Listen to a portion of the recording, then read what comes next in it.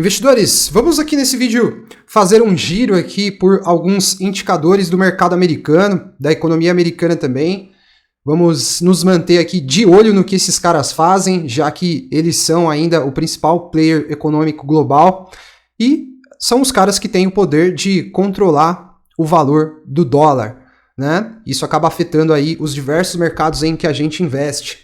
Se você for novo, estiver chegando aqui no canal pela primeira vez, eu já vou deixar o convite para que você se inscreva para continuar acompanhando a atualização do nosso conteúdo, certo? Então vamos começar aqui fazendo um giro pelo fechamento das principais bolsas de valores, dos principais índices, né, das bolsas de valores americanas. A gente teve aqui um S&P fechando com uma alta de 0,24% nessa última semana, investidores. E a gente teve aqui um candle que não foi positivo, né? A gente teve um corpo real que ficou aqui abaixo da metade, né, do range em que o S&P foi transacionado nessa semana, revelando aqui pra gente uma rejeição do mercado, né, a esses níveis aqui acima dos 4.316 pontos, né? O S&P está se aproximando aqui para testar uma região bem importante, que é a faixa dos 4.200 pontos. Ele chegou a deixar uma mínima bem próxima dessa região aqui, né? E é aqui que a gente entende que tem o suporte mais relevante aí para o momento, né? Várias ocorrências de topos e fundos deixados dentro dessa região, né? Mais uma formação de topo aqui, mais um topinho ali próximo, mais um topinho ali próximo, um topo, mais um topo. Então, perder essa região dos 4.200 pontos pode representar aqui um movimento talvez um pouco mais alongado de baixa para o S&P 500, né? E ao passo que o S&P se sustente dentro desses níveis aqui, talvez a gente possa ver até ele voltando a se recuperar. Então o teste nesses 4.200 pontos vai ser decisivo aqui para o futuro da Bolsa Americana nessas próximas semanas e meses, né? E aí falando aqui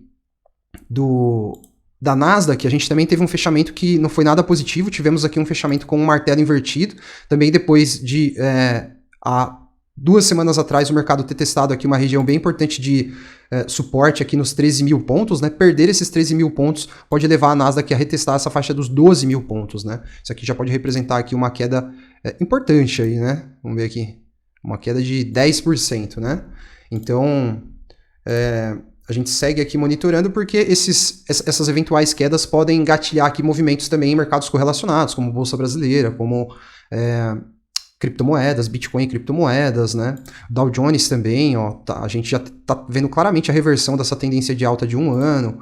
Russell 2000, isso aqui é um índice de small caps da Bolsa Americana, e olha como esse índice está sofrendo, ó. Ele até lateralizou aqui nesses últimos tempos. Na verdade já tem aqui praticamente quase 1 ano e 8 meses de lateralização, né? Mas testando aqui um nível de suporte que, se for perdido, pode representar uma queda aqui importante também para esse índice de small caps. A gente sabe que com uma economia com juros altos, quem mais sofre são as pequenas empresas, e isso se reflete aqui nesse índice, né? E a gente teve nessa semana, investidores, a divulgação de dados ligados à inflação lá na economia americana. Vamos dar um giro aqui. E esses dados não vieram em linha com expectativas mais otimistas, tá? A gente teve na quarta-feira a divulgação do índice de preço ao produtor, que, apesar de ter vindo abaixo da medição anterior, 0,7%, a gente teve uma divulgação aqui de um dado na casa do 0,5%, veio acima do que foi projetado, ou seja, negativo para o mercado. O núcleo do CPI também veio aqui em linha com o que a gente já vinha observando, 0,3%, então mantendo as expectativas, o que nessa altura do campeonato acaba sendo ruim, que representa o não avanço, né, no controle da inflação. E aí nós tivemos o índice Shale, né, apurado no mês de setembro, vindo também acima das expectativas, apesar de ter vindo abaixo da medição anterior. E aí o anualizado também manteve ali aquela casa dos 3,7%, mas também veio acima daquilo que foi projetado, ou seja, tivemos dados negativos relacionados à inflação americana nessa última semana, né? E a gente até tem aqui, ó, esse aqui é o índice cheio da inflação. A gente viu que a gente teve aqui um bounce, né, leve ainda, mas a gente vê que, de fato, a inflação por lá continua persistente, né, investidores? E aí a gente tem até aqui uma informação de que o CPI revelou um aumento no preço dos serviços, o que tem sido uma preocupação particular dos integrantes do FED, porque consideram que a inflação do setor é impulsionada em parte por um mercado de trabalho apertado ou ainda aquecido, né? E isso faz, né, com que as expectativas por elevação de juros lá nos Estados Unidos estejam aqui indicando, na verdade, uma manutenção, né? Pelo menos isso é o que está sendo aqui sinalizado pelo Fed Rate Monitor Tool, lá da CME, da Bolsa de Chicago. Então, 93% do mercado acreditam que haverá uma manutenção dos juros lá entre 5,25 e 5,50 bips, né, nessa reunião de 1º de novembro. A grande preocupação dos caras é continuar elevando os juros, né, e continuarem tendo que arcar com o pagamento dos juros da dívida, né, que já atingiu ali a casa dos 33,5 trilhões de dólares. Então, quanto mais eles elevarem os juros, maior é o custo da dívida americana. Então, a gente pode afirmar categoricamente que a economia americana está num mato sem cachorro. Se correr, o bicho pega, se ficar, o bicho come. Se parar de elevar os juros, a inflação pode voltar a acelerar, e se continuar elevando os juros, o custo da dívida vai ficando cada vez maior, e a gente sabe que os políticos por lá não estão interessados em cortar gastos, né? Senão isso afeta a popularidade deles. E, bom, eu tava vendo aqui que normalmente a gente tem aí um cenário em que os yields do Tesouro de 10 anos costumam pelo menos atingir o mesmo patamar da taxa básica de juros americana, que é chamada de Fed Funds Rate, né? Como a gente pode ver aqui, ó, isso aconteceu lá em 1980, né? Os juros do título de 10 anos atingiram o mesmo patamar do Fed Funds Rate. Isso também aconteceu lá em 2000, isso aconteceu ali entre 2005 e 2008, né? Isso aconteceu lá nas vésperas do crash de 2020, e por enquanto a gente vê aqui que os yields de 10 anos ainda estão abaixo do Fed Funds Rate, porém continuam em alta, né? Continuam subindo. Isso acaba sendo um terror, né, para o setor bancário americano, que está acumulando aqui um montante de perdas não realizadas atualmente aqui na casa dos 500 bilhões de dólares. Então, quanto mais tempo os juros ficarem altos, mais estrangulado vai ficando o setor bancário americano, e a chance de quebra é iminente, investidores, iminente. E a gente sabe que um banco quebrar, eu não sei até que ponto o governo americano vai ter culhão para poder resgatar, tá, um eventual banco de médio ou grande porte que vier a quebrar, e os reflexos podem ser catastróficos, assim como a gente viu em 2008, né? E, enfim, a situação permanece aqui bem complicada, tá?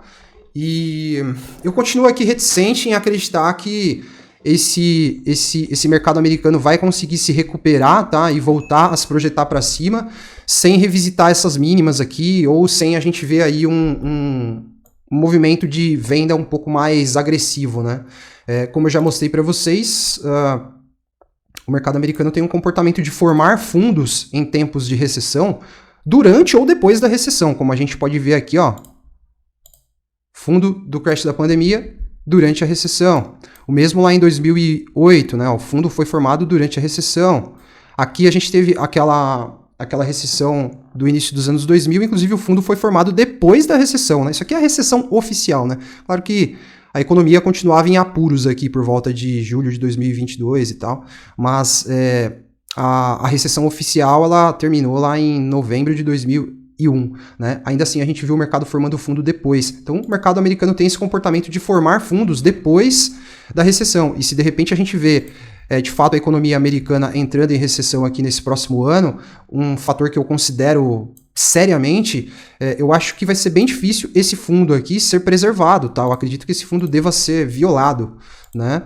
E aí eu tenho até algumas métricas aqui que já faz muito tempo que eu venho mantendo aqui, né? Quem acompanha as análises já deve ter reparado que eu não tiro do gráfico essas duas métricas aqui dos 3.244 pontos e também aqui dos 3.000 pontos, né? Que são níveis que eu acredito que são muito factíveis de serem atingidos e continuam aqui no meu radar, tá, investidores? Isso poderia representar uma queda aqui para o mercado americano, se buscar ali os 3.250 pontos, 24%, e se buscar os 3.000 pontos, uma queda de 30% dos níveis atuais, né?